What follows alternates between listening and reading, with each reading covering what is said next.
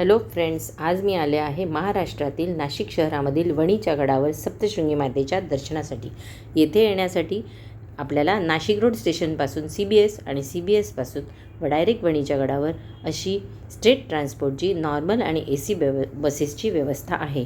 जर बसनी यायचं नसेल तर CBSपासून शेअरिंग बेसिसवर आपल्याला प्रायव्हेट गाड्यांची पण व्यवस्था आहे. नाहीतर आपण स्वतःच्या वाहनानेसुद्धा गडावर पोचू शकतो. गडावर पोहोचल्यानंतरसुद्धा जवळजवळ 500 पायऱ्या चढून देवीच्या दर्शनासाठी आपण मंदिरापर्यंत पोचू शकतो. 500 पायऱ्या आपल्याला चढणं शक्य नसेल तर रोपवेची व्यवस्थासुद्धा सप्तशृंगी निवासिनी देवी ट्रस्टच्या वतीने केलेली आहे. रोपवेमधून जाण्यासाठी ही भली मोठी लाईन असते आणि रोपवेपर्यंत पोहोचण्यासाठी थोड्या आपल्याला पायऱ्या चढाव्या लागतात. ह्या दिसत आहेत पायऱ्या, आणि उतरल्यावर सुद्धा आपल्याला थोड्या पायऱ्यांनी वर चढायला लागतं. जर ते शक्य नसेल तर आपण लिफ्टने सुद्धा या देवीच्या दर्शनासाठी गडावर पोचू शकतो. रोपवेच्या लाईनीत असताना आम्हाला बरेचशी दुकानं दिसली, जसं की देवीचे साडीचोळीचं दुकान, तोरणं, चुनरी देवीची आणि कानातले, बांगड्या अशी बरीचशी दुकानं रांगेत असताना आम्हाला दिसली. रोपवेमधून जाण्यासाठी आपल्याला थोड्या पायऱ्या चढून रोपवेमध्ये बसावं लागतं. पायऱ्या ह्या थोड्या छोट्या छोट्या असल्यामुळे सांभाळून आपल्याला पायऱ्या चढून रोपवेमध्ये बसावं लागतं. रोपवे हे अगदी आरामदायक आहे. रोपवेमधून उतरल्यानंतरसुद्धा छोट्याशा जागेतून पायऱ्या आहेत. त्या पायऱ्यांवरून आपल्याला देवीच्या दर्शनासाठी पुढे जावं लागतं. छोटी जागा असल्यामुळे श्री सप्तशृंगी निवासिनी देवी ट्रस्टच्या वतीने जिन्यामध्ये सुद्धा पंखे लावलेले आहेत.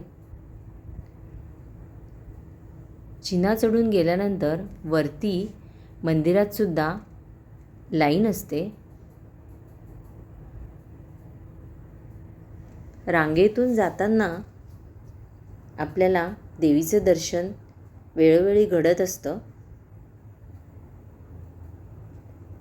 वरतीही खूप मोठी रांग असते.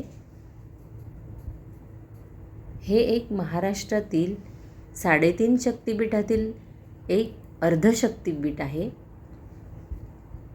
देवीचा उजवा हात इथे पडल्यामुळे ह्याला अर्धशक्तिपीठ असं म्हटलं जातं. शेंदुराने माखलेली 18 हातांचं विराट रूप या देवीचं आहे. महिषासुराचा वध करण्यासाठी ही देवी प्रकटली होती आणि ती प्रकटल्यानंतर सर्व देवी देवतांनी आपली शस्त्र या देवीला महिषासुराचा वध करण्यासाठी अर्पण केली होती. ती शस्त्र तिच्या 18 हातांमध्ये आपण पाहत आहोत.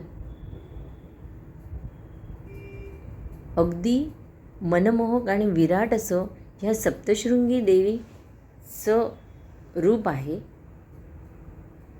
महिषासुराचा वध केल्यानंतर ती सप्तशृंगी गडावर विसावली होती, तेव्हा तिचं तिथे रूप प्रकटलं होतं,